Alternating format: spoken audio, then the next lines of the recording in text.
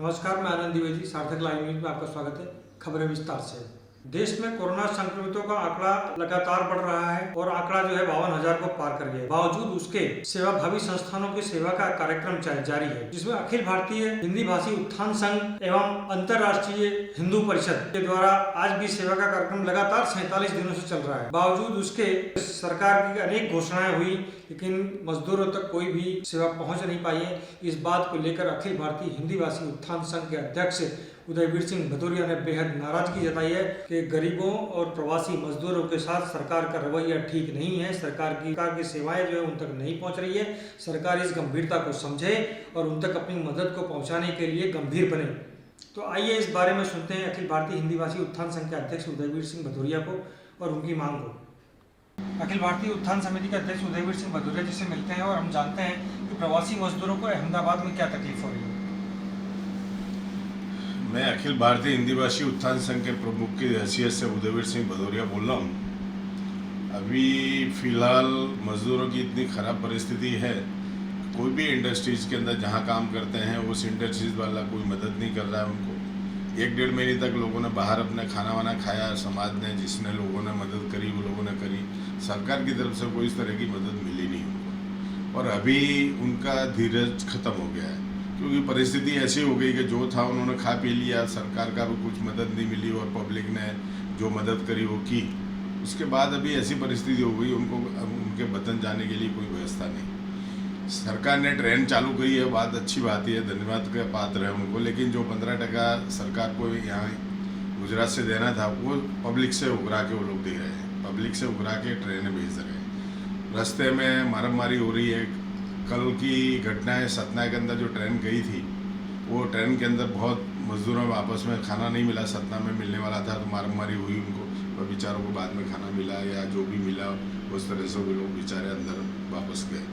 मैं सरकार से निवेदन करना चाहता हूँ कि हिंदी भाषी समाज गुजरात के अंदर नहीं पूरे देश में जहाँ जहाँ भी बसते हैं हिंदी भाषी, वो हर तरह से महाराष्ट्र हो कि गुजरात हो या कहीं भी वो आंध्रा हो, सब लोग जिस तरह से दूध में शक्कर मिल जाती है उस तरह से मिल गए हैं, लेकिन फिर भी उनके साथ अभी अन्याय जैसी परिस्थिति आके खड़ी हो गई है।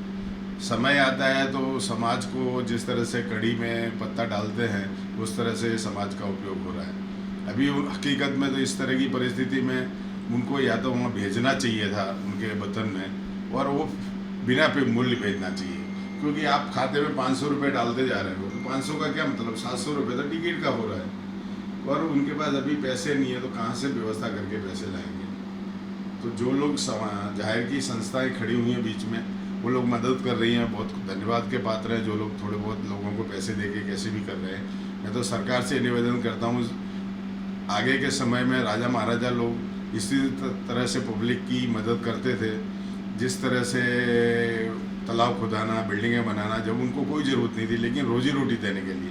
अब रोजी रोटी ख़त्म हो गई है तो उनको उनके वतन तक पहुंचाने की सरकार की जिम्मेदारी है। सरकार के साथ रहता है हमारा समाज, और हमारा समाज जो भी सरकार आती है उसको मदद करती है। तन मन धन से जिस लायक जो है वो सब मदद करते हैं। आज श्रमजीवियों के ऊपर आपत्ति आई है तो सबको मिलकर उसकी आपत्ति को ख़त्म करनी चाहिए।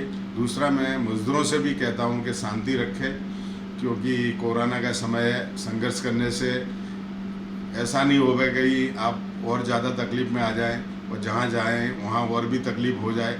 इसलिए शांति से निकाल हो गए, शांति से निर्णय लो, ऐसा सोच समझ के करो। आतंक और धमाल करने से कोई रास्ता निकलने वाला नहीं है। लेकिन सरकार से हम जितने भी संगठन हैं, आगेवान हैं, सब लोग मिलके सरकार को अपील करें कि भाई पैसे ना उगरा के इनको कैसे भी करके रोज़ की 8-10 गाड़ियाँ बेच के जो जाना चाहता है उस प्रजा को जाने के लिए करें, क्योंकि प्रजा पढ़ी लिखी नहीं है, मजदूर वर्ग के लोग हैं, उन्हें पता ही नहीं कहाँ इसकी एंट्री होती है, कहाँ इसको लिखाया जाता है। रोज़ नया एक कायदा आता है, कहीं मामलतदार के यहाँ एंट्री कराओ, कहीं किसी के कराओ, उनको यही पता नहीं मामलतदार कौन होता है, मामलतदार कहाँ बैठता है। तो इस परिस्थिति में न कोई साधन है, न कोई निकल सकता है सड़क पे, तो किस तरह से वो कर सकेंगे। तो हमें सरकार से भी हाथ जोड़ के मेरी विनंती है कि हमारा समाज पिछड़ा हुआ समाज है और इसको मदद करने की कृपा करें। ये मेरी सरकार के लिए निवेदन है। उदयवीर सिंह भदौरिया जी ने अभी साफ कहा कि मजदूर वर्ग है, कम पढ़े लिखे हैं और काफ़ी तकलीफ में है। ऐसी स्थिति में मजदूरों को सरकार पूरी मदद दे और सरकार से पूरी उम्मीद की है कि सरकार इनकी समस्या को हल करेगी। सार्थक लाइव न्यूज, आनंद द्विवेदी, अहमदाबाद। तो आइए एक झलक देखते हैं अंतर्राष्ट्रीय हिंदू परिषद के कार्यकर्ताओं की और उनकी सेवा की। जय श्री राम। मैं कल्पेश रामरतन जी त्रिवेदी, डीकेविन विस्तार में मैं हमारे कृष्णा भाई है, यहाँ के इंचार्ज है, और हम दोनों साथ में मिलकर बाकी सारी टीम है हमारी। और हम पहले दिन से 22 तारीख से जो हमारा लॉकडाउन हुआ उस दिन से हम फूड पैकेट शुरू में हमने 10 एक दिन हमने आउटसाइड सभी चौराहों पे जाके सभी 4 रास्ता पे जाके फूड पैकेट बांटे सबको। और अभी हम उसके बाद हम करीबन 47 डेज से यहाँ रोज का सुबह शाम का भोजन बना के हम लोगों को खिलाते हैं। शुरुआत हम 500 आदमियों की थी, आज हमारा 2500 आदमियों तक का रोज का हमारा जाता है।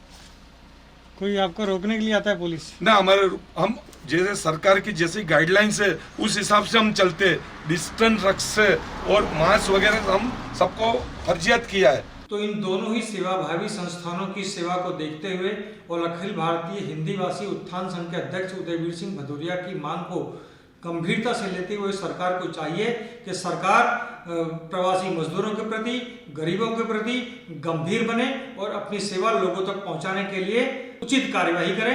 तो इसी के साथ हम विराम लेते हैं। अगली खबर तक जय हिंद, जय भारत।